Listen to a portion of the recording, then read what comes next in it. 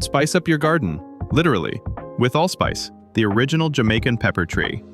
Botanically known as Pimenta dioica, this subtropical evergreen grows 10 to 20 feet tall and wide and brings the scent of the Caribbean right to your backyard. It blooms with creamy white flowers in July, followed by little peppercorn-shaped berries. Pick 'em green, sun-dry 'em, and boom, you've got the famous spice that tastes like cinnamon, clove, and nutmeg all in one.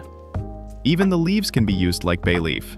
Plus, it's a key ingredient in pimento dram rum. Yep, your garden just got delicious.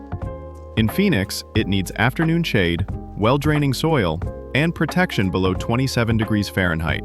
Dies at 25 degrees, so treat it like the treasure it is. Come snag your allspice tree at Richard's Garden Center in North Phoenix, or call 623-434-6922. Let's grow something amazing and aromatic.